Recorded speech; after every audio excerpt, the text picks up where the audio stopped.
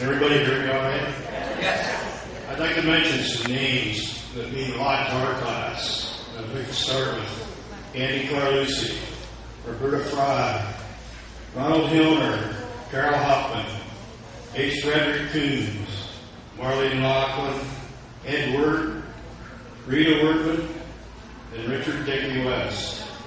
These are our deceased members, and I know they're up there right now looking down on us because the class of 62 on June 1st at the awards ceremony at Muncy High School in the name of class of 1962 will be a $2,500 scholarship for a recipient of this year's graduating class of 2012.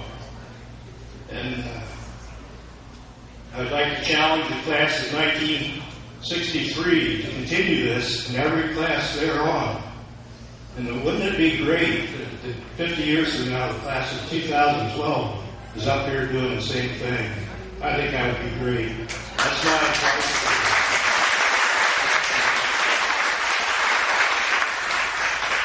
it's our 50th year, and gosh, what can you say? I'd like to just mention our committee that put our festivities on for later, and also worked on the committee for the scholarship. And they were Barb Heller, and she couldn't be here because she had a knee replacement. But Dolores Parsons, Richard Kotner, and Marge Ganley. I'd like Marge to stand up a minute. Because here's a woman for 50 years has been our internet. And anything happens to our class, it comes right back to Marge Ganley. And she gets the emails out and information out to the rest of us. And she deserves a debt of gratitude from our class for doing this.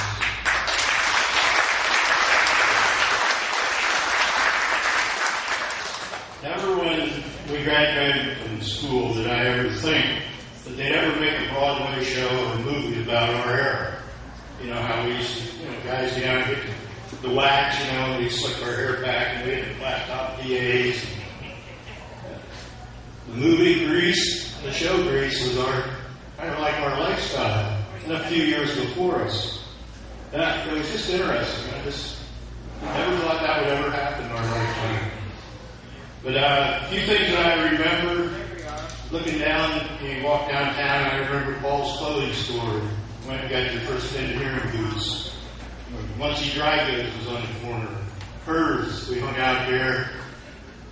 The bake shop, you couldn't go by there without getting a half a dozen sticky buns. You just couldn't stand it. But there's just so many places, the 5 and 10, the movie theater. And who could forget Barley's bologna? Come on, he made bologna, you could smell it all over town. But these are just things I remember. And I won't take up a lot of the time. I have a little joke that a guy told me here about a month ago that I thought was appropriate. He said, did you hear about the older couple who were sitting in the living room? Of course, they were watching reruns of Gunsmoke. He said the husband looked at his wife and said, could you eat a bowl of ice cream? She said, yeah, I could. She said, just sit still, I'll get it. So he said before she got out in the kitchen, would you put a little chocolate syrup on it? Maybe some whipped cream, a couple of cherries. He says, I better write that down. He says, you'll forget it till you get in the kitchen. No, she said, I got it. So she's out in the kitchen. About 25 minutes later, she comes in. She's got bacon, eggs, and home fries.